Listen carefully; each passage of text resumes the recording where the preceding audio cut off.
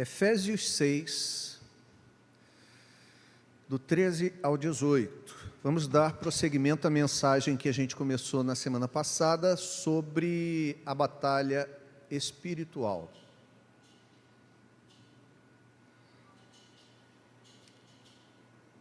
Eu vou ler do verso 10 até o 18 e faço um corte do 13. Na semana passada nós lemos o do 10 ao 12. Quanto ao mais, sede fortalecidos, botou no 10 aí? Tá, botou. No Senhor e na força do seu poder, revestivos de toda a armadura de Deus, para poderdes ficar firmes contra as ciladas do diabo, porque a nossa luta não é contra o sangue e a carne, sim contra os principados e potestades, contra os dominadores deste mundo tenebroso, contra as forças espirituais do mal nas regiões celestes. Portanto, tomai toda a armadura de Deus para que possais resistir no dia mau, e depois de terdes vencido tudo, permanecer inabaláveis. Estai, pois, firmes, cingindo-vos com a verdade e vestindo-vos da couraça da justiça.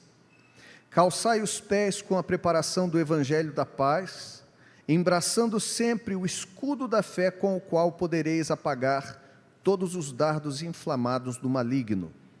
Tomai também o capacete da salvação e a espada do Espírito, que é a palavra de Deus, com toda oração e súplica, orando em todo o tempo no Espírito, e para isto vigiando com toda perseverança e súplica por todos os santos. Somente até aqui. Vamos orar mais uma vez. Que o Senhor nos dê graça nessa manhã. Pai querido, louvamos o Teu nome e pedimos que o Senhor nos abra o entendimento, nos dê graça, fale ao nosso coração, nos dê clareza, tanto nas palavras quanto nas ideias, e abra a nossa mente, amplia a nossa visão nessa manhã, trazendo sobre nós discernimento daquilo que a Tua palavra diz respeito. É o que nós te pedimos em nome de Jesus. Amém e amém. Bom, irmãos, eu falei, na semana passada eu iniciei falando sobre a realidade da vida cristã. A realidade da vida cristã é que, como disse uma frase que eu citei de um pastor, a vida cristã não é um parque de diversões, nem é um parquinho desse de praça, mas a vida cristã, ela é um campo de guerra. Paulo nos diz isso de maneira muito clara, escrevendo aos Efésios. Não apenas escrevendo aos Efésios, mas em outras passagens das Escrituras, nós temos muitas menções de um embate espiritual. Os Evangelhos trazem, por vezes, Jesus no embate espiritual contra Satanás e seus demônios. Pessoas possuídas, às vezes possessões visíveis e às vezes possessões nem tão visíveis assim. O endemoniado gadareno possuía 2.000 demônios, uma legião de demônios aparentemente ali nele, que o oprimiam, faziam com que ele arrebentasse inclusive as correntes em que era manietado nos sepulcros. Ele era preso vez por outra, andava pelos sepulcros, mas ele ainda assim arrebentava as correntes. E nós temos também Judas, que não caiu de joelhos, como diz Nicodemos, Augusto de Nicodemo, não espumou pela boca, mas cujo diabo na sua vida, no seu corpo, o levou a vender Jesus por 30 moedas de prata. Há uma realidade espiritual na vida cristã, irmãos, que nós não podemos negar. Às vezes ela é aparente, hostil, às vezes ela é sutil e quase imperceptível. Mas nós estamos no meio de uma batalha. E no texto de hoje, que é a segunda parte desse momento em que Paulo está dizendo, e particularmente a igreja de Éfeso, ela nasce, irmãos, de um embate espiritual fantástico. Se você tiver oportunidade, depois em casa, leia o livro de Atos dos Apóstolos, no capítulo 19. Você vai ver que Paulo em Éfeso, ele realizava muitos milagres extraordinários. A única expressão que existe dessa palavra no Novo Testamento por Lucas, dizendo que eram milagres fora do comum. Milagre já é algo fora do comum. Aqueles que Paulo realizava ali já eram mais ainda. Porém, alguns homens, naquele lugar, 7 judeus, filhos de Seva, um exorcista ambulante, alguém acostumado com essa arte de exorcizar demônios, à época, 7 desses seus filhos resolvem expulsar um demônio de uma pessoa, citando Jesus a quem Paulo pregava. E eles dizem para o endemoniado: esconjuro-vos em nome de Jesus a quem Paulo prega. O demônio salta sobre eles, arranca-lhes a roupa, os envergonha em praça pública e os deixa ainda agredidos por conta de dizerem a ele: conhecemos Jesus e sabemos quem é Paulo, mas vós, quem sois? Eles achavam que era apenas um ato mágico, invocar o nome de Jesus, que isso seria suficiente para lhes dar autoridade, mas eles não conheciam de fato Jesus. Essa igreja nasce daí, da conversão de pessoas que após esses atos se rendem a Jesus e entregam para queimar seus livros de magia. E é a essa igreja que Paulo posteriormente vai escrever acerca dessa realidade, uma realidade que está aqui, no nosso dia a dia, e que às vezes passa imperceptível para nós.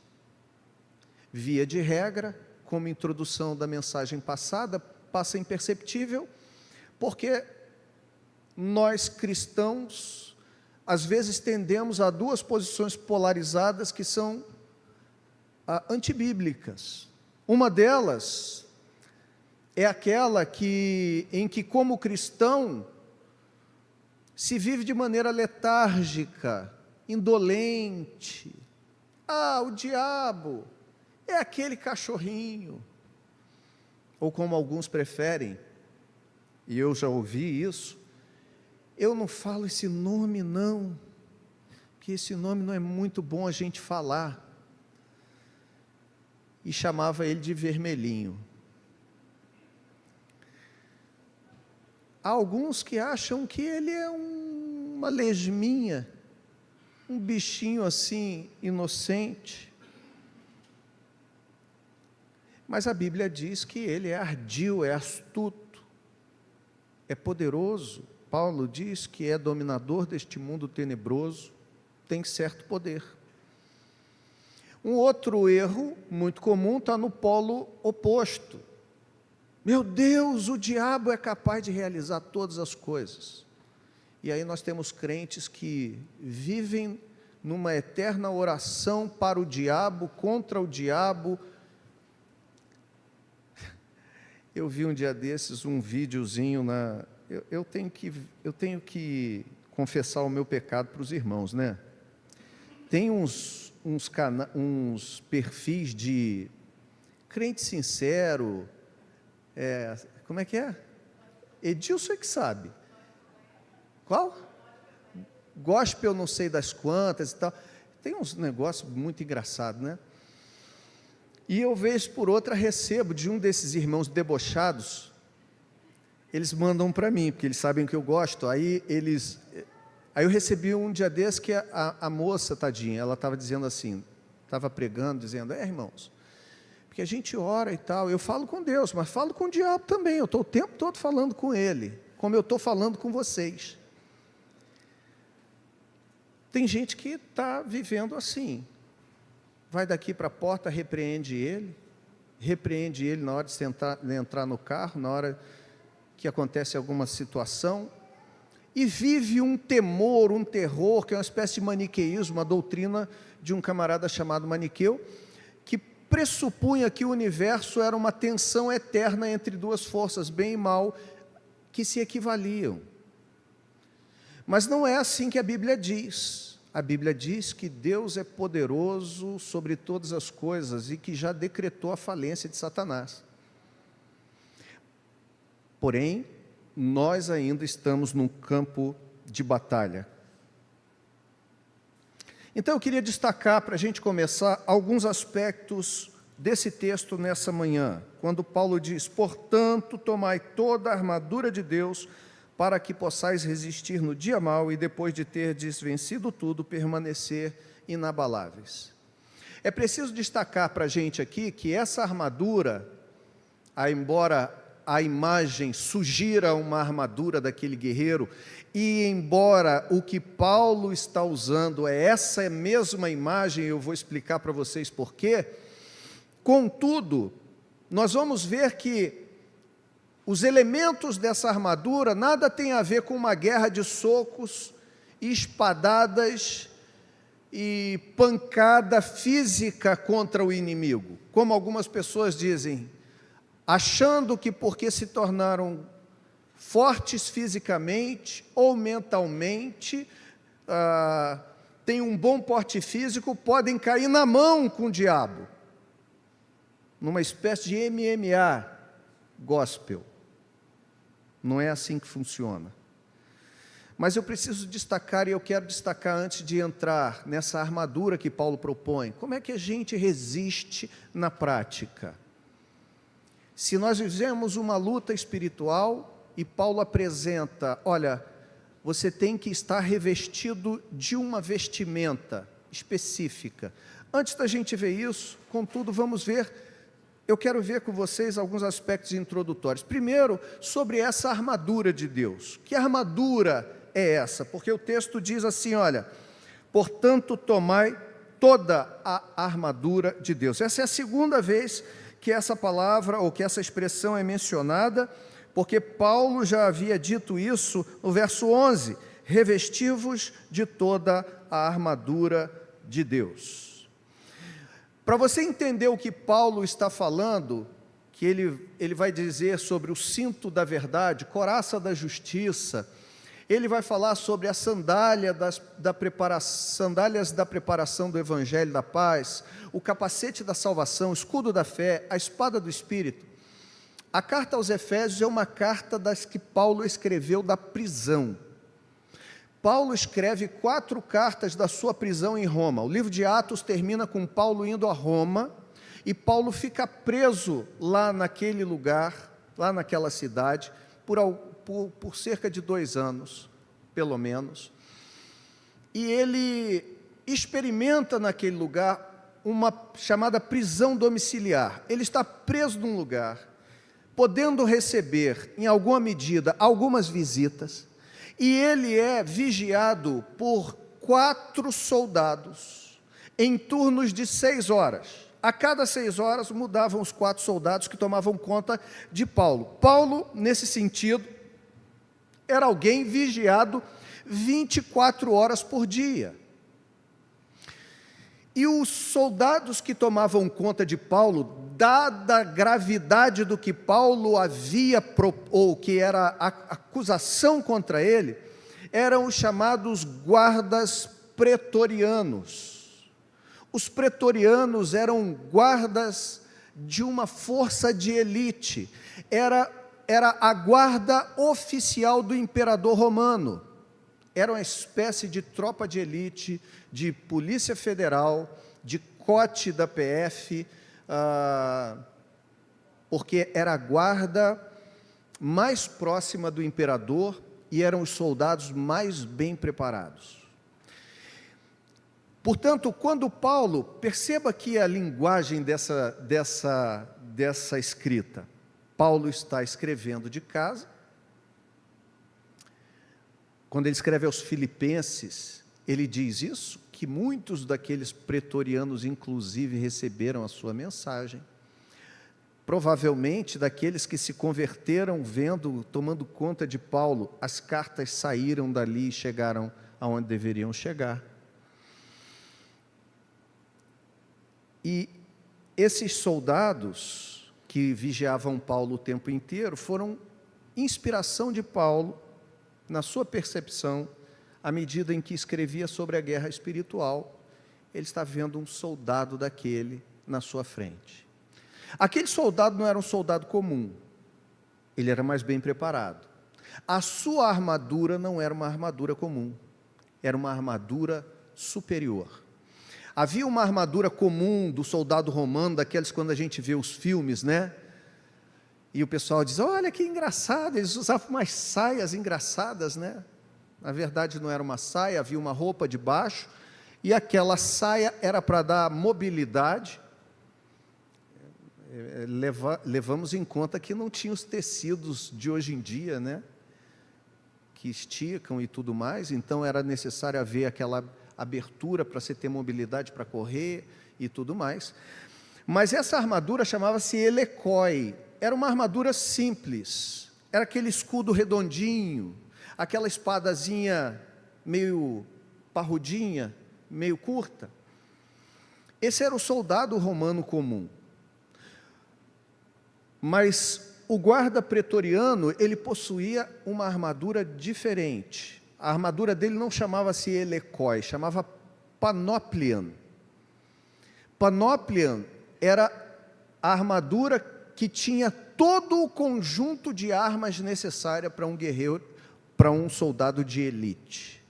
A palavra vem pan, todo, hoplon, conjunto de armas. Panoplian é a junção disso. Era uma armadura que possuía todo o conjunto de armas de um soldado de elite. É sobre essa armadura que Paulo está dizendo, e a analogia é que nós cristãos devemos nos revestir, tal qual um soldado daquele de elite, para suportarmos a realidade do embate espiritual.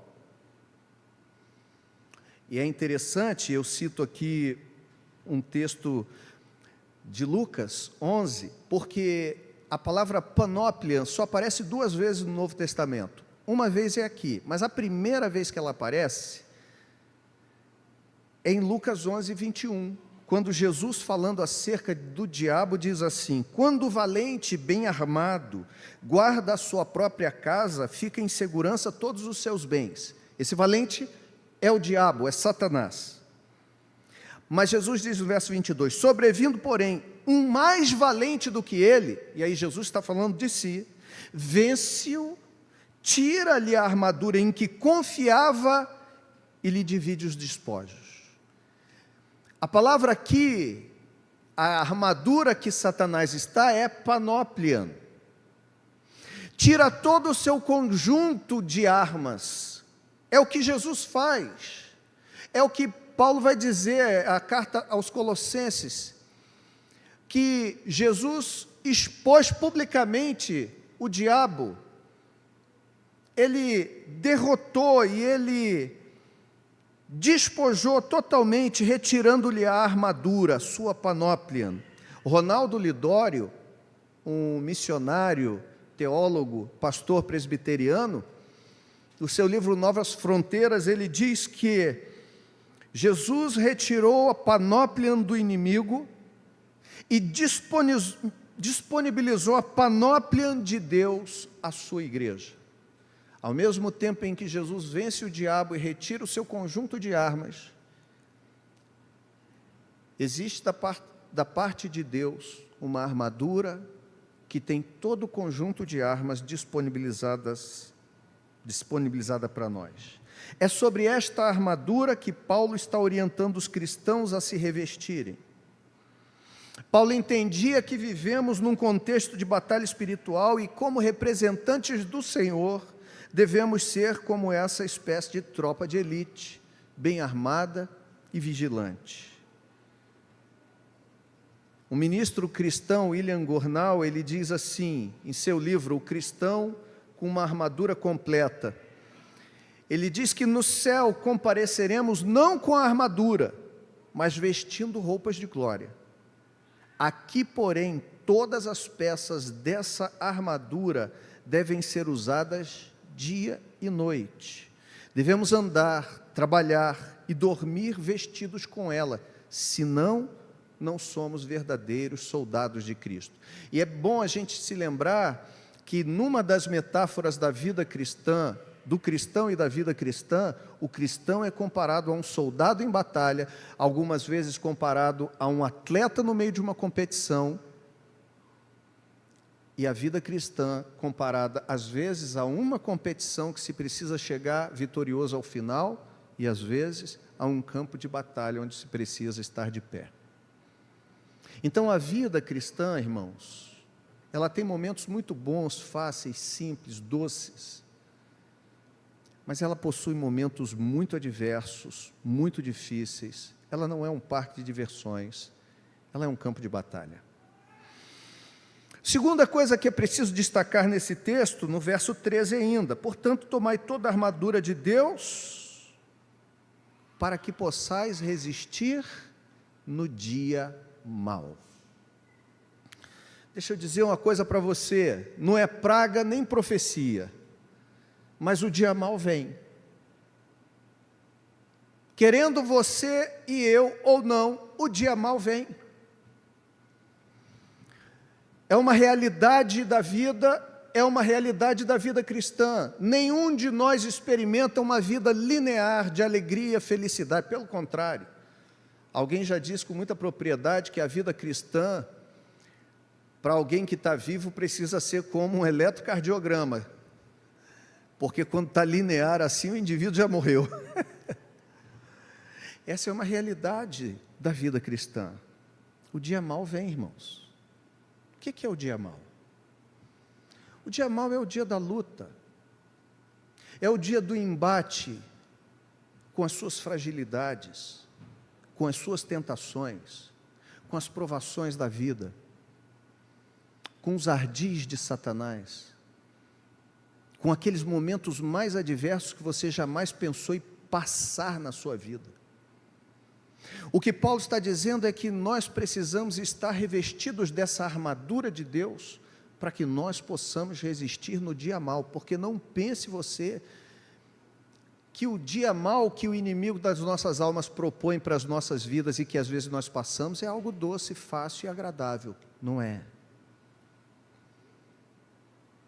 Alguns de nós quase desesperou da vida em algum momento da nossa caminhada e chegou a pensar duas vezes se valia a pena continuar de pé, se valia a pena continuar respirando.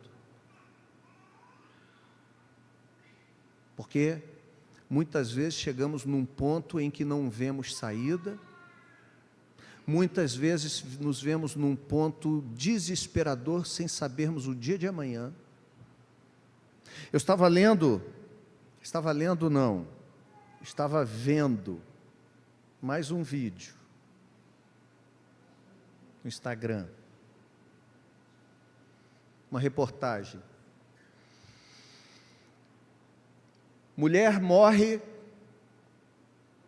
por causa de jogos online do Tigrinho.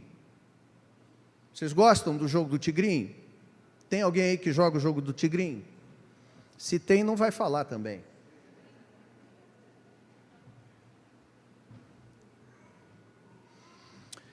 Ela ganhou por algumas vezes 10 mil reais. Algumas vezes. Ela estava acostumada a jogar e ela ganhava de forma mais ou menos regular 10 mil reais, até que ela começou a perder. Eu posso depois passar o vídeo para você. E ela começou a envolver todos os seus bens. Ela morreu. A filha dela disse assim, descobrimos inclusive que ela já havia perdido a casa ou a outra casa ou o outro terreno, porque nós procuramos a escritura e já não achamos mais. A mulher perdeu todos os seus bens, e foi perdendo e foi se endividando, ficou com a dívida de R$1 milhão. E sabe como que ela morreu?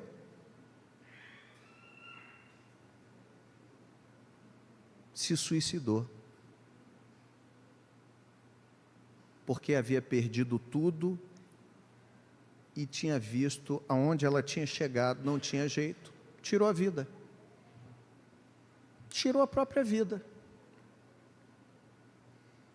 Chegou a um ponto de envolvimento com aquilo que ela não sabia mais como retomar.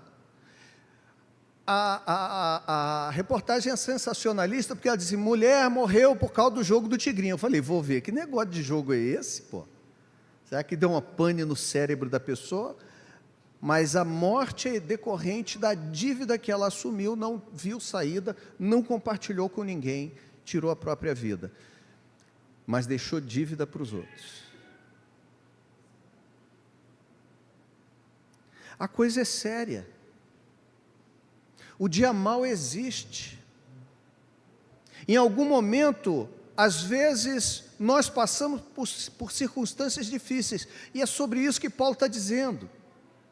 É óbvio que nem todas essas circunstâncias são causadas pelo diabo. É tudo culpa dele? Não.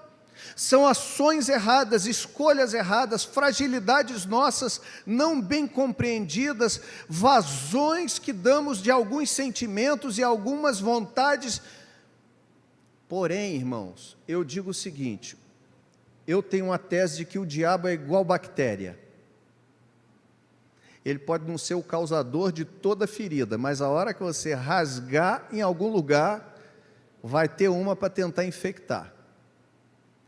E ele pode não ser o causador direto daquilo, mas ele vai tentar potencializar. Quando não é o causador direto, certamente ele vai potencializar, tentar potencializar aquilo contra você. Ele está aqui para isso. O dia mau vem, e por isso é preciso nós estarmos com a armadura de Deus. E mais, terceiro aspecto que eu quero destacar, ele diz assim, e depois de ter desvencido tudo, permanecer inabaláveis.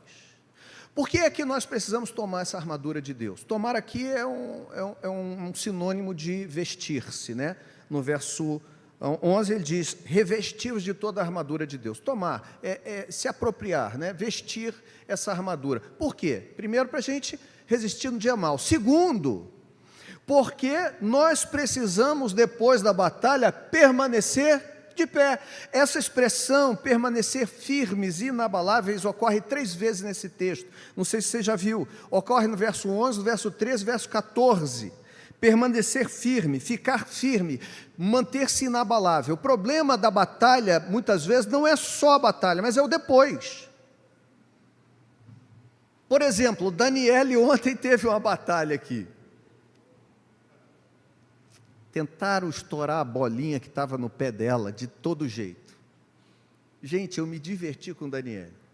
Porque não tinha ninguém perto do Daniel, jogava a perna para cima, para ninguém pisar no negócio dela. Tivesse perto ou longe, né? Quem te oprimiu foi Mateus, né? Mateus que te oprimiu, queria destruir, furar a sua bolinha. E Ricardo, gente, Ricardo é um leão. Não é só o sobrenome dele que é Ricardo. Ricardo é um leão, gente. Ricardo puxava Daniel para cá quando ele queria. Coitado, vai Daniel, puxa Daniel, volta Daniel, Daniel só com a perninha para cima. Eu falei, Alessandra, ela não vai aguentar ficar jogando essa perna para cima igual a bailarina o tempo inteiro.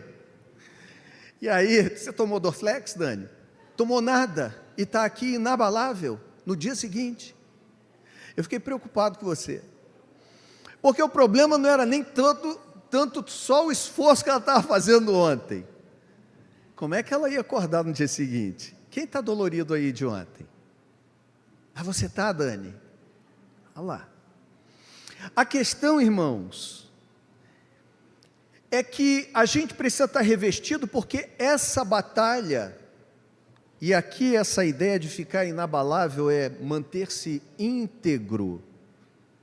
Às vezes, no meio dessa batalha, a gente até vence, e ela termina, mas a gente fica cheio de falta de pedaço.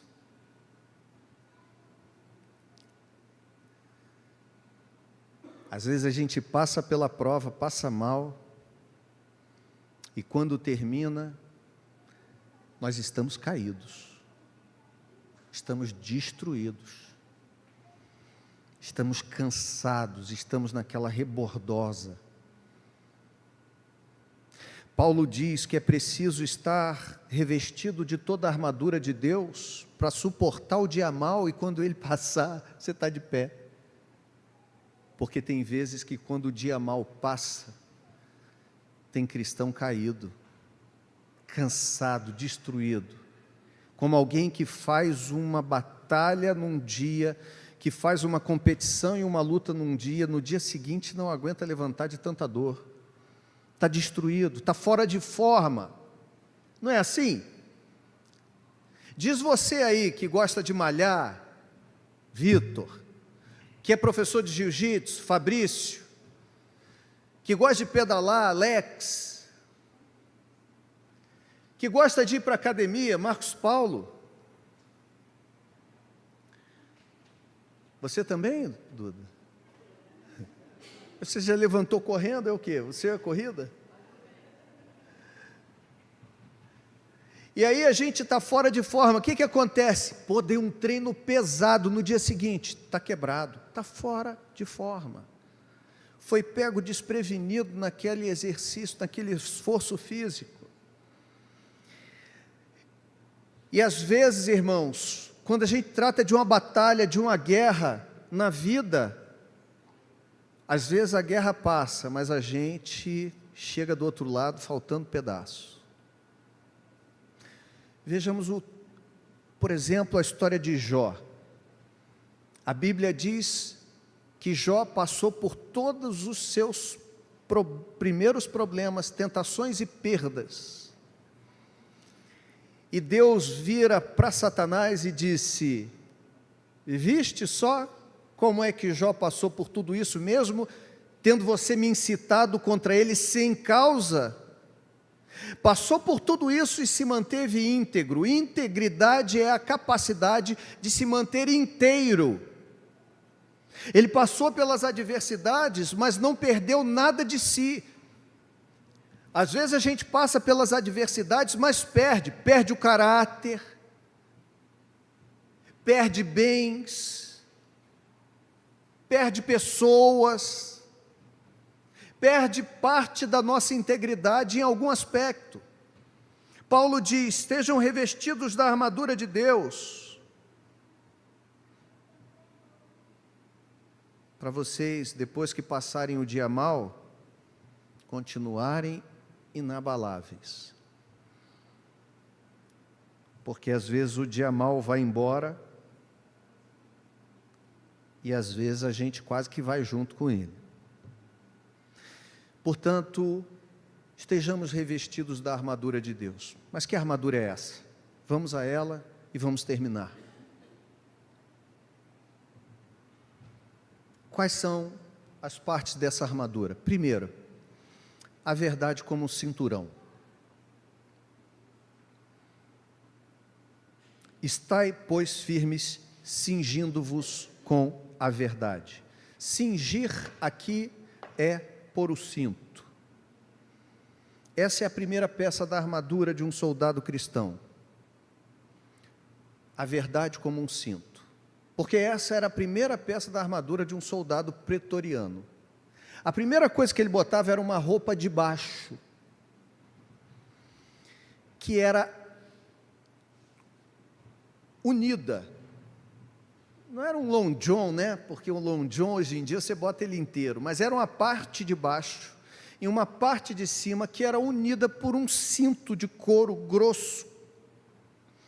E aquele cinto, ele protegia a parte de trás dos rins, parte abdômen, a parte inferior do abdômen, e ele possuía as presilhas necessárias para deixar ali pendurada a espada. E não apenas isso, porque o soldado ele tinha uma espada maior de guerra, mas ele tinha adagas, ele tinha outras armas, né, que eram armas menores que ele usava ali. Aquela ideia do cinturão do Batman não é só dele, mas era a parte que afivelava e ajustava partes da armadura, inclusive eram presas no cinto. Portanto, o cinto precisava estar bem fixo, bem preso, para que a armadura bem ajustada no corpo desse liberdade e mobilidade ao soldado. Você já andou de calça frouxa? Quem é calça frouxa aí?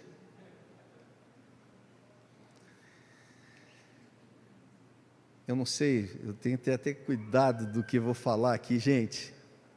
Mas tem umas calças tão frouxas que quando o cara senta e abaixa, você não vê um cofrinho, você vê praticamente um carro da Protege ali, não é?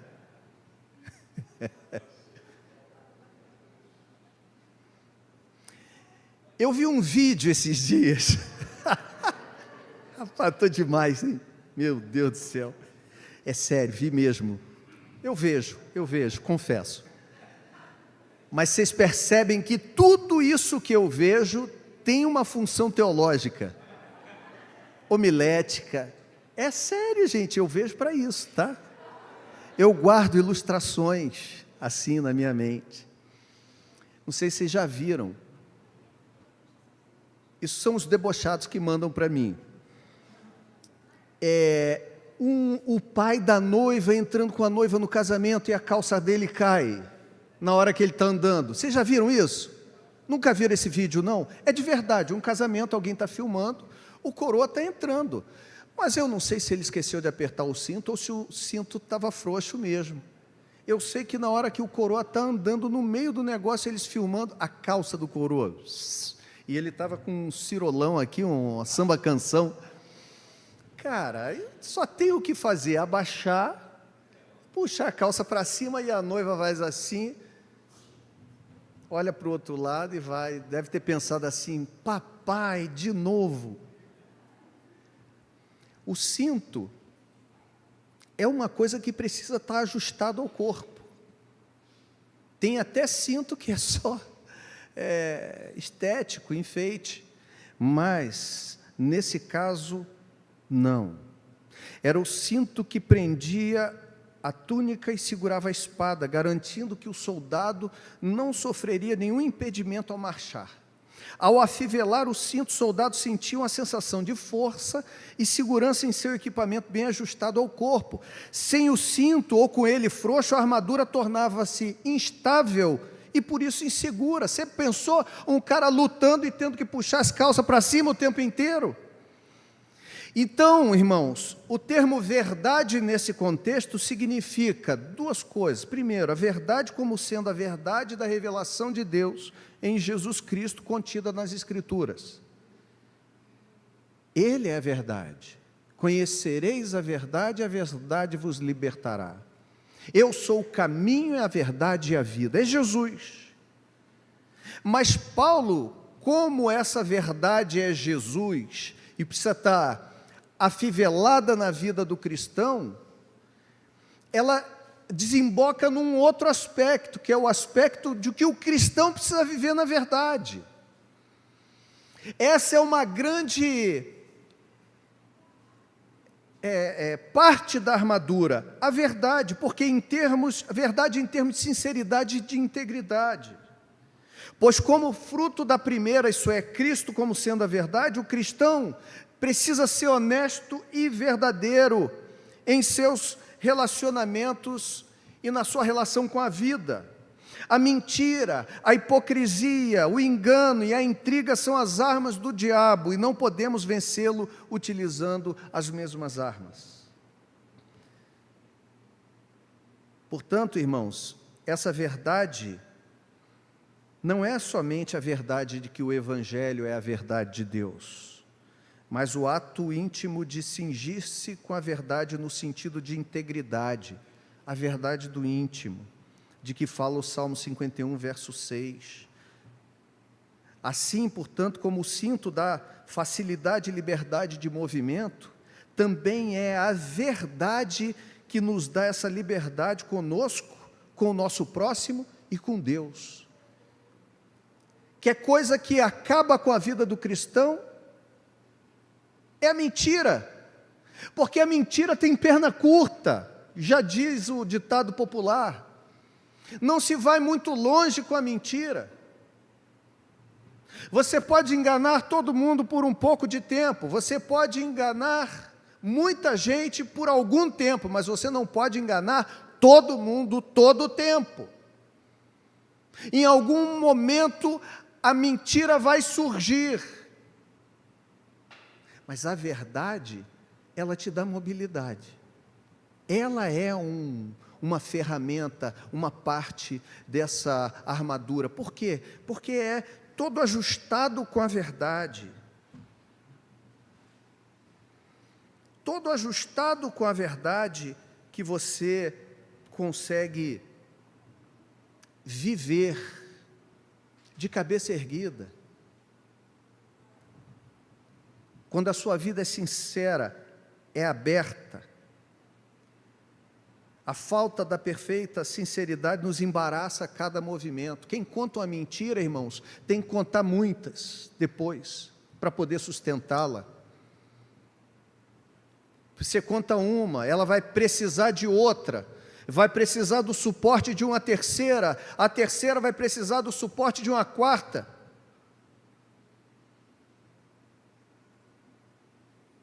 Isso é tão verdade, né, que os advogados que temos aqui estão acostumados com o tribunal, ou com, melhor, antes mesmo do tribunal, com as audiências, né, ou os depoimentos. O cara, quando fala uma mentira, ele está ferrado, porque vem um policial aqui, a gente vê até nos filmes, né, pergunta, ele conta uma história. Daqui a pouco, porque o que não é verdade, cedo ou tarde você esquece a mentira que contou. Aí começa a ter contradição. Não, a bicicleta não estava aqui, estava um pouquinho mais para lá. Ela não estava lá mesmo, né? Ela estava meio para cá. E aí daqui a pouco todo mundo se perde. Mas quando você conta a verdade, você conta a mesma versão o tempo inteiro. Assim é também com o cristão, como um soldado. A verdade nos faz sentir uma sensação de força e confiança em Deus, de ausência de impedimentos e de prontidão para a batalha. Irmãos, tem algo mais poderoso do que viver na verdade? Do que falar a verdade?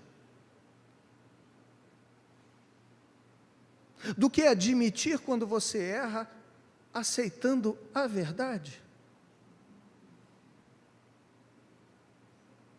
A gente é pego na mentira, mas na verdade não tem como. Portanto, isso aqui não é para você botar um cinto em casa e escrever verdade, cinto da verdade. Se você fizer isso, bote logo a armadura toda, tire uma foto, mande para a gente. Eu colocarei você aqui no próximo culto. Mas não é isso, irmãos. É a verdade, é uma vida de verdade. Segundo, a justiça como uma couraça, vestindo-vos da couraça da justiça. Paulo diz, aqui também nos defrontamos com outro item essencial da armadura, talvez uma das peças principais do soldado cristão. A couraça protegia o soldado romano, tanto à sua frente. Já viram aquela couraça de metal com couro por cima revestido? Protegia o soldado romano tanto à frente como às suas costas. Aquilo era colocado, tinha uma espécie de dobradiça de um lado, ela pegava, deixava o espaço para o pescoço, fechava do outro com algumas fivelas. O objetivo era proteger os órgãos vitais do tórax, coração, fígado, estômago, pulmão. rins. E aqui o texto diz que a justiça precisa estar como uma couraça protegendo nossos órgãos vitais. O termo justiça, por vezes, é referente à justificação, à justiça de Cristo, a que Ele nos imputou, a que nós conquistamos por meio dEle, da sua obra redentora. Desta forma nos reconciliamos com Deus e sobre nós não pesa mais agora qualquer condenação, como diz Paulo em Romanos 8:1. Essa é assim uma defesa importante contra a consciência acusadora e principalmente contra os ataques do diabo, porque muitas vezes tenta dizer para mim e para você: você não pode fazer parte dessa caminhada, porque você não é uma pessoa totalmente justa. E se nós nos fiássemos somente na nossa justiça, de fato nenhum de nós estaria aqui para contar a história. Porém, por outro lado, o Novo Testamento também nos fala de que a justificação de Cristo em nós deve gerar em nós uma coisa chamada santificação. Fomos justificados pela fé e agora somos santificados.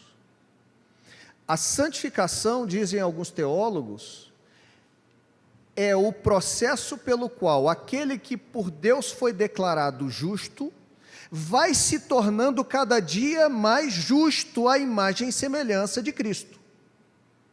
Então também, irmãos, é preciso a gente saber o equilíbrio. Por um lado, eu não sou plenamente justo, e se eu me apoiar apenas na minha justiça pessoal, se a minha vida estiver pautada na minha justiça pessoal, você como aquele pastor que estava em casa participando de um churrasco, e tinha uma casa com algumas pessoas lá, uma pessoa ficou endemoniada.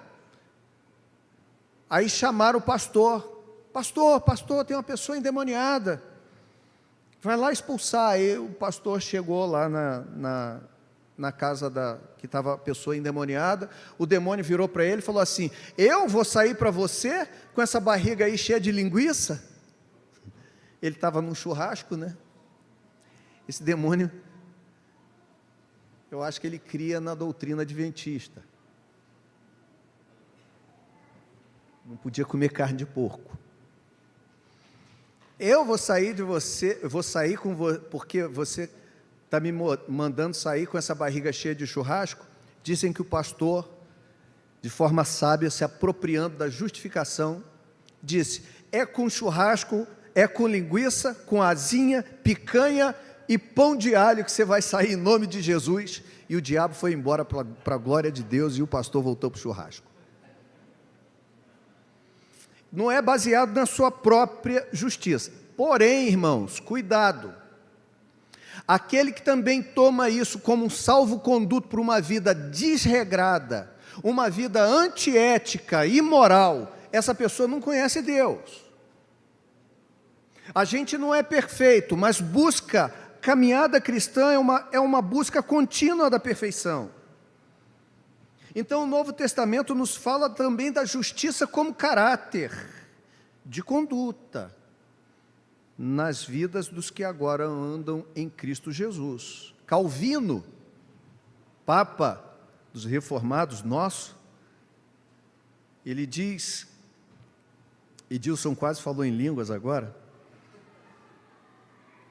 e muitos outros, o Westcott também fala, e muitos outros interpretam essa passagem dizendo que implica na retidão de caráter. Justiça aqui, queridos, é lealdade quanto aos princípios e aos atos para com a santa lei de Deus. Negligenciar quanto ao que sabemos ser uma ação justa é como deixar um buraco aberto em nossa armadura.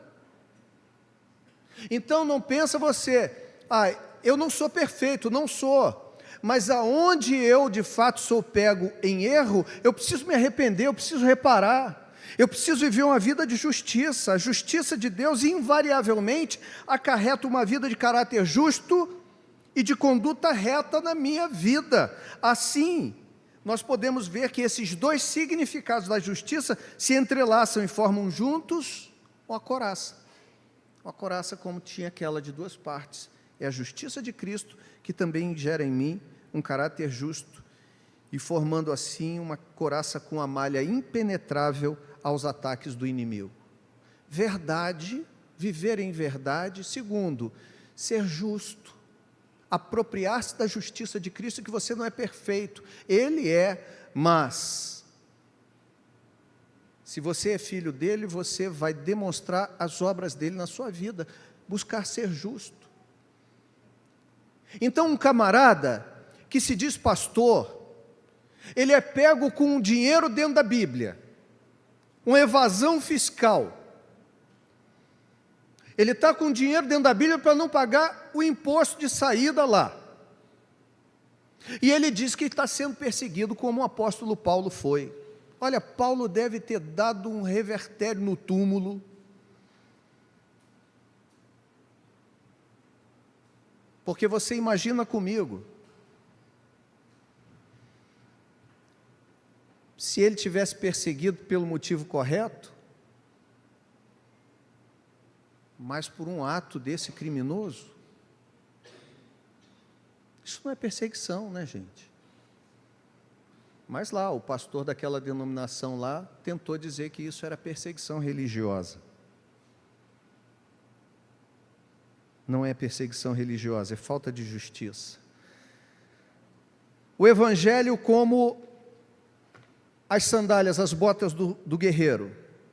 Que bota era essa? Era uma bota de couro que tinha uns pinos na sua sola, igual uma chuteira de futebol. Várias tiras de couro, um couro pesado no fundo, com pinos.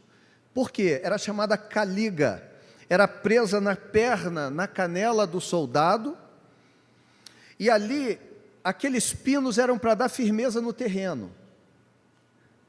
Quem gosta de trilha por aí, que pega aquelas botas com travinha, a ideia é essa.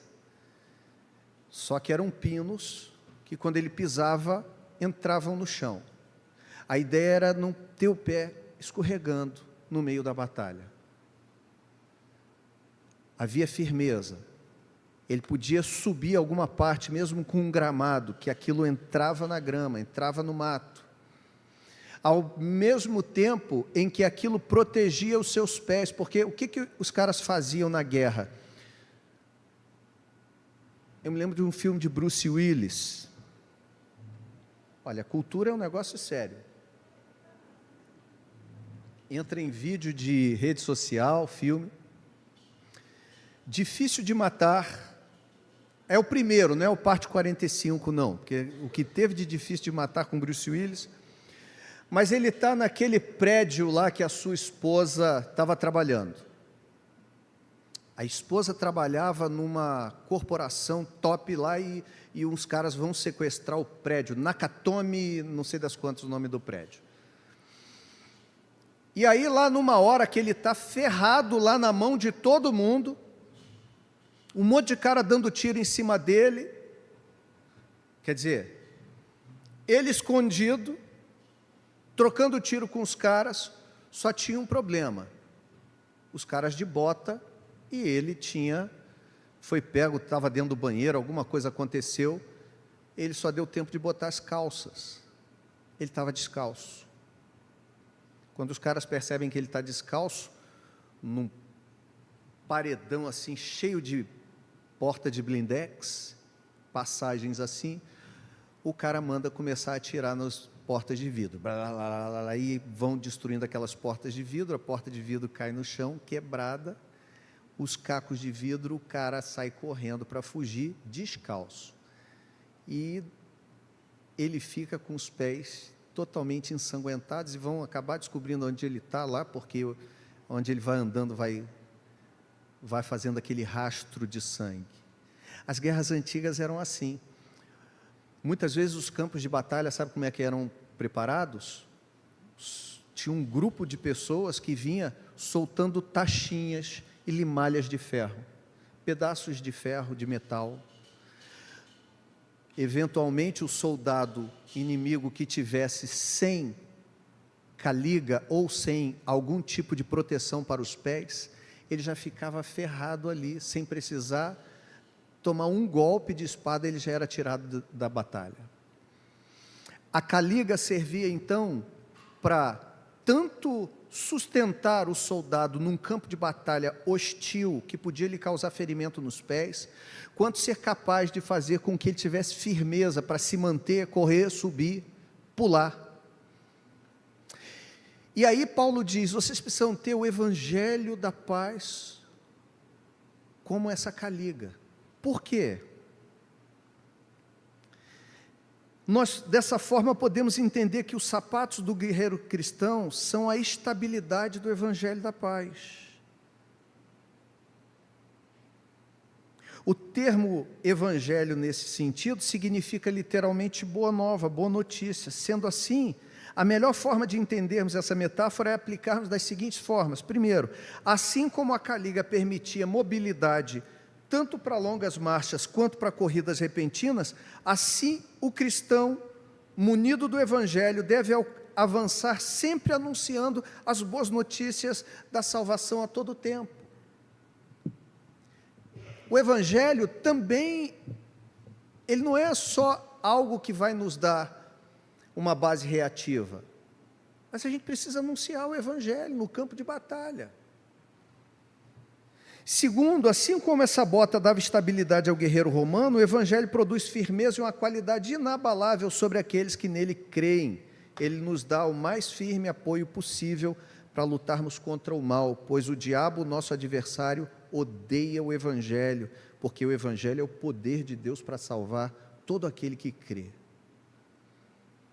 E por fim, o fato de que em meio à batalha o crente pode ter paz interior graças às verdades libertadoras do evangelho. Entenda aqui comigo, se a vida cristã é uma guerra espiritual, em que o inimigo age inclusive de maneira vil, lançando várias formas de tirar a gente de batalha, de caminhada, por meio desses ardis, lançando pedaços de coisas que podem nos ferir, o evangelho nos dá estabilidade e nos dá segurança e nos traz paz. O evangelho da paz, aqueles que são reconciliados com Deus por meio da sua palavra, do seu evangelho, têm paz em meio ao campo de batalha.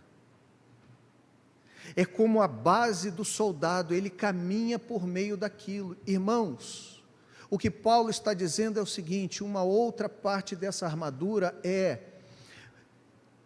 o evangelho da paz.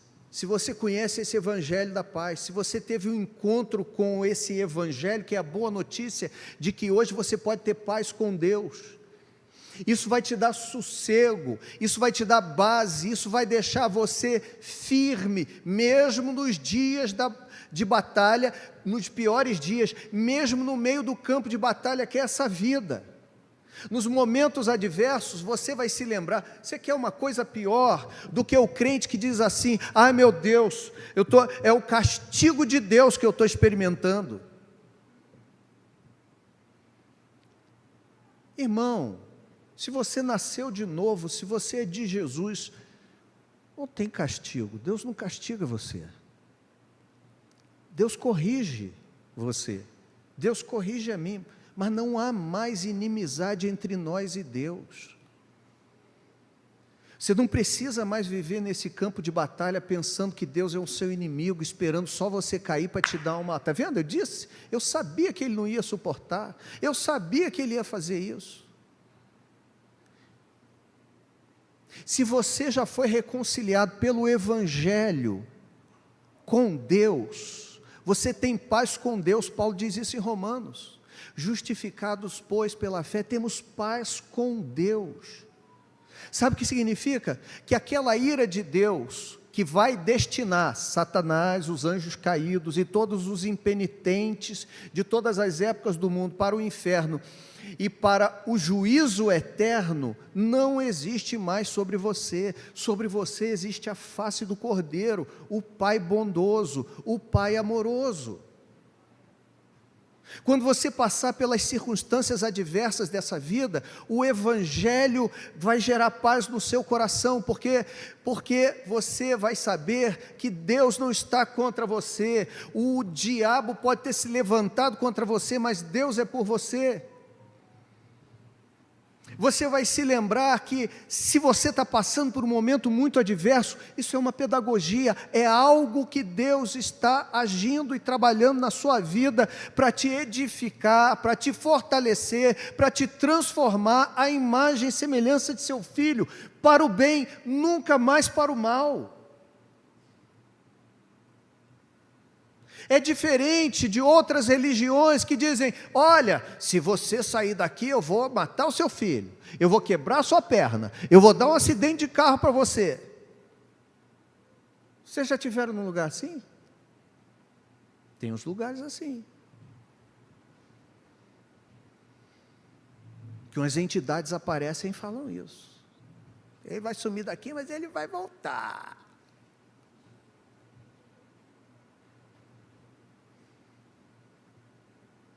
Vocês nunca ouviram, não? Bom para vocês. Tem gente que se converte, vem para a fé cristã e continua achando que Deus age igual àqueles trens que existem lá. Se você for reconciliado, eu vou parar por aqui, não vou encher mais vocês. Eu ia falar, próxima aula, gente, não. Próximo culto a gente termina. Mas até aqui, irmãos, a verdade como um cinto que ajusta a roupa. Então, não sai daqui dizendo assim, vou dar um MMA, vou dar um mata-leão no diabo. Você quer dar um mata-leão no diabo? Viva na verdade. Você quer dar um armlock no diabo?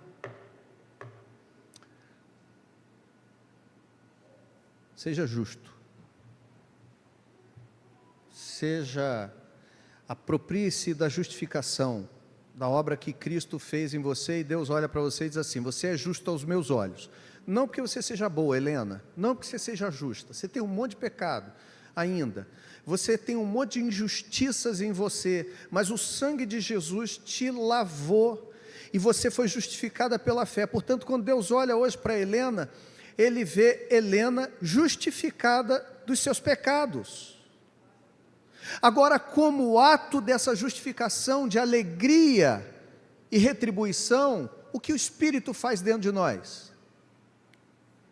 Nos dá vontade de nos tornarmos cada dia mais justos. Nos leva ao arrependimento quando nós pecamos, quando nós erramos, quando nós nos afastamos desse alvo.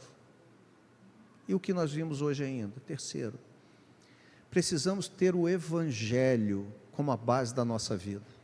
O Evangelho da paz é o que vai nos dar paz no campo de batalha. Quando a vida estiver apertada, a situação difícil, as taxinhas no chão querendo furar os nossos pés, tivermos de correr ou de subir, ou de parar firmes para resistirmos em algum momento, vamos estar tendo como base o Evangelho de que não há mais inimizade entre nós e Deus. Evangelho é a boa notícia de que Deus em Cristo perdoou nossos pecados, de que Deus em Cristo quebrou a barreira de inimizade, rompeu o muro que havia de inimizade, tirou o véu do lugar santíssimo, porque não há mais inimizade entre o Criador e os seus filhos. Então podemos ter paz.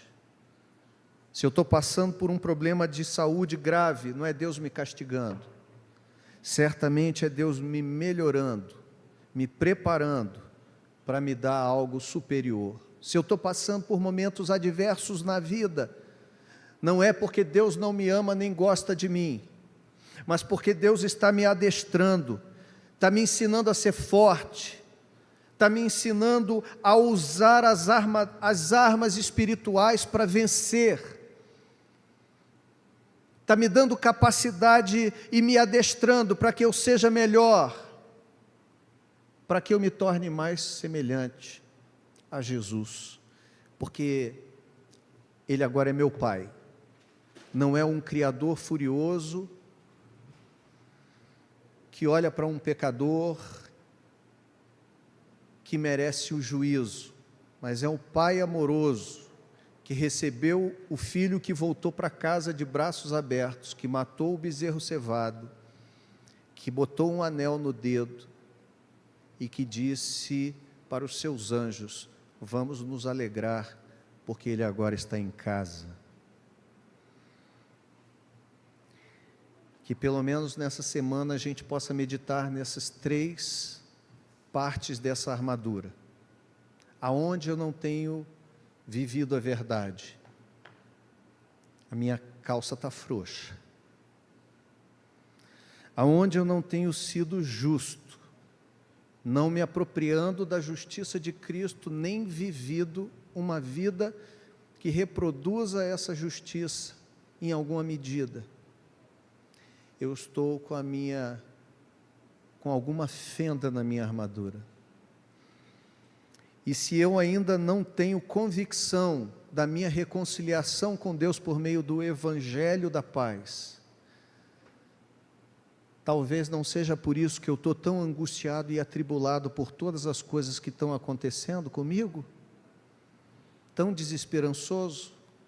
Talvez não tenha eu que me fortalecer, buscar a Deus e ter a convicção, buscando ao Senhor, de que eu fui reconciliado com Ele.